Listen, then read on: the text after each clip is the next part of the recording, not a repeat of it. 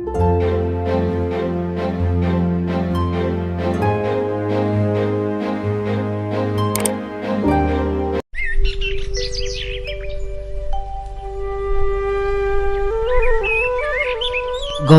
গ্রামের প্রান্তে একটা ছোট্ট কাঁচা বাড়ি।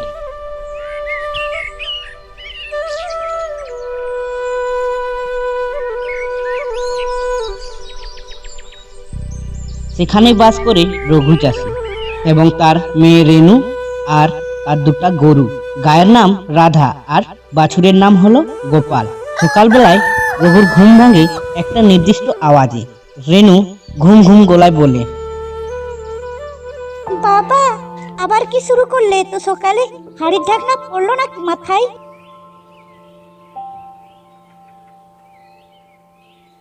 আর পারি না মা, মাটির গন্ধটাই ডাক দেই আমাকে। শোন, কাল রাতে বৃষ্টি হয়েছে, আজ জমি নরম থাকবে, বীজ বপনের উপযুক্ত সময়। দাঁড়া, তুই চাটা খেয়ে স্কুলে যা তো মা, আমি বরং পাড়ায় পাড়ায় গিয়ে দুধটা দিয়ে আসি। রেনু উঠে এসে বাবাকে চায়ের কাপ দেয়। ওর চোখে বাবার প্রতি গর্ব।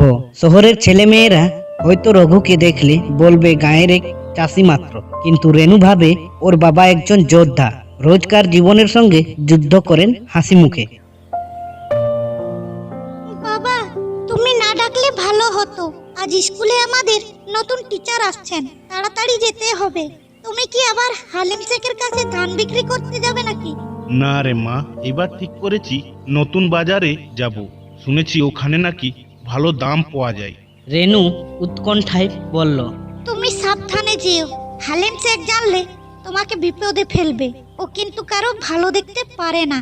সততার পরিশ্রমের দাম আছে রে।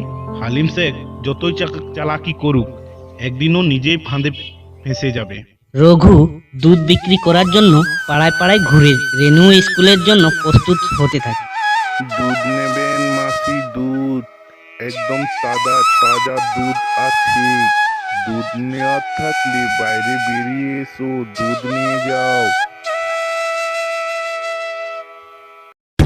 রতনলাল গোবিন্দপুর গ্রামের সবচেয়ে ধনী ব্যবসায়ী ছিলেন।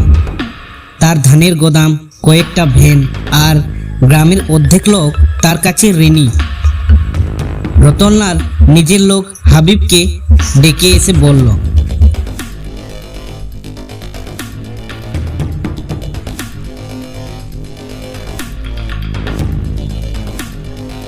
শোন হাবিব, রঘু যদি এবারও আমার দোকানে ধান না বিক্রি করে, তাহলে ওকে এমন শিক্ষা দেব যে সে জমি চাষ করতেই ছেড়ে দিবে।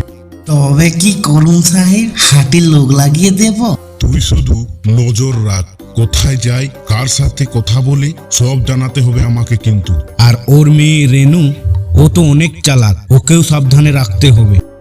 রতনের কুচুক শুধু রঘুরই উপর নয়, তার মেয়ে রেনুর উপরই ছিল। কিন্তু গ্রামের লোক ভয়ে কেউ মুখ খুলতে পারে না। মোড়ল সাহেব গ্রামের সবচেয়ে বৃদ্ধ ও জ্ঞানী মানুষ। তার বারান্দায় সন্ধেবেলায় প্রায়ই গ্রামের লোকজন জড়ো হয়। রঘু, শুনলাম তুই রতনের দোকানে ধান দিবি না? হ্যাঁ মোড়ল সাহেব, আমার খেটে আনা ধানের ন্যায্য দাম পাই না, সেজন্যই শহরে বাজারে যাব ভাবছি। কিন্তু ওখানে তো খরচ বেশি রে রঘু। ভাড়া, মালপত্র, ঝুঁকি সব তোর একার ঘাড়ে চাপবে। আমি জানি, কিন্তু যদি এবার চেষ্টা না করি, তাহলে সারা জীবন রতনলালের দয়ায় চলতে হবে। আমি গরিব হতে পারি, কিন্তু পরাধীন হতে চাই না ভাই।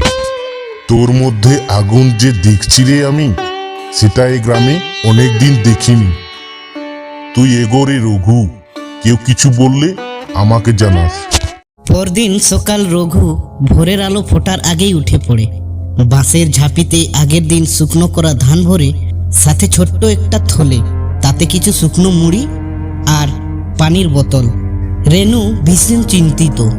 বাবা, তুমি একা শহরে যাচ্ছ।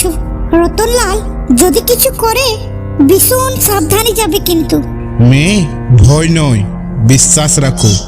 আমি শহরে যাচ্ছি আমার নিজের অধিকার নিতে। রেনু বাবার পিঠে একটা ছোট্ট কাপড়ের থলে বেঁধে দেয়।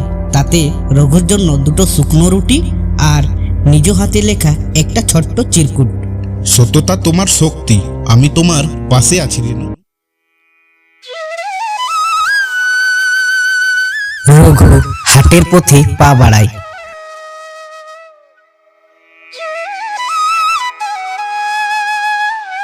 হঠাৎ এক অচেনা লোক ভ্যান নিয়ে তার পাশে এসে দাঁড়ায়।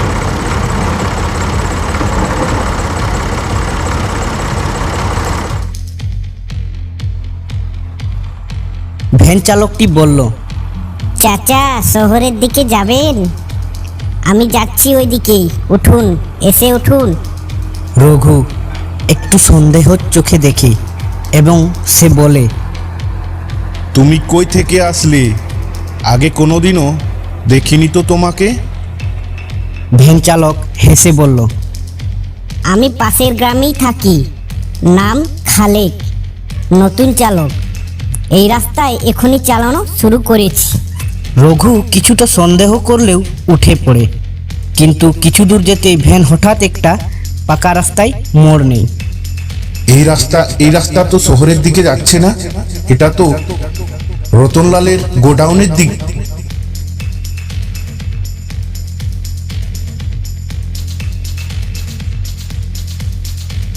কি হচ্ছে রে কি? আপনার জন্যই ওখানে বন্দোবস্ত করা হয়েছে। ছেড়ে দাও আমাকে।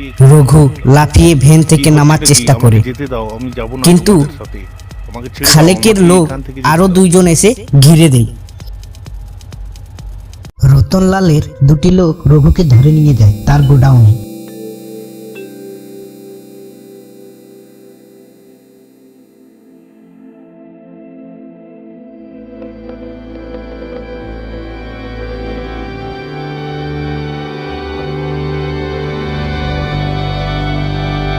রতন সেখানে তার দলবল নিয়ে হাজির হয়ে থাকে এবং রঘুকে বেঁধে রাখে। ও রঘু চাচা, কি দরকার ছিল বলো তো এত বোকামি করার? তুমি কি চাষি না হয়ে একজন নেতা হতে চাও?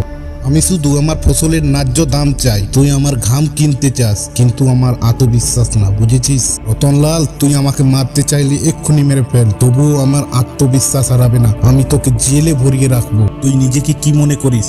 গ্রামের সহজ সরল মানুষদের ভুলিয়ে ভালিয়ে ঠকিয়ে তুই তাদের কাছ থেকে কম দাম দিয়ে ধান নিতে যাচ্ছিস? আমরা মরে গেলেও কেউ তোকে ধান আর বিক্রি করব না, এই বলে দিলাম। রঘু, তুই ভুলে যাস না যে তোর একটা মেয়ে আছে। আমি চাইলে তোর মেয়ের পড়াশোনা সব বন্ধ করে দিতে পারি। ছোট লোকের আবার বড় বড় কথা। শহরে যাবে, ধান পৌঁছাবে, শহরে বিক্রি করবে। দেখো বাপু, তুমি যদি আমার কাছে ধান বিক্রি না করো, তাহলে ওই তোমার মেয়েটার স্কুল থেকে নাম কাটা যাবে। আর আমার কথায় সবাই শোনে, ওই স্কুলের যত শিক্ষক আছে।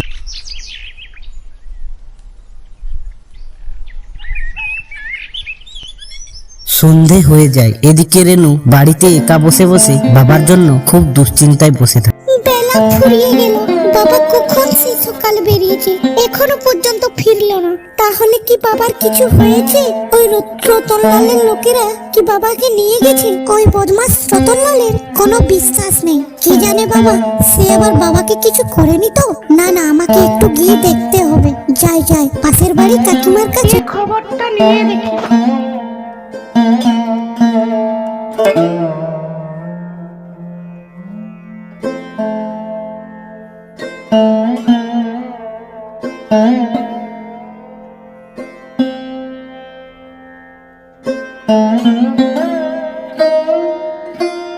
তার বাড়ির পাশে থাকা একজন প্রতিবেশীর কাছে রেনু গিয়ে এইসব কথা জানায়, কিন্তু ওই মহিলাটি রেনুকে বলে যে মোড়ল সাহেবের কাছে গেলে একবার ভালো হয়। তাই তারা দুজনেই মোড়ল সাহেবের কাছে যায়।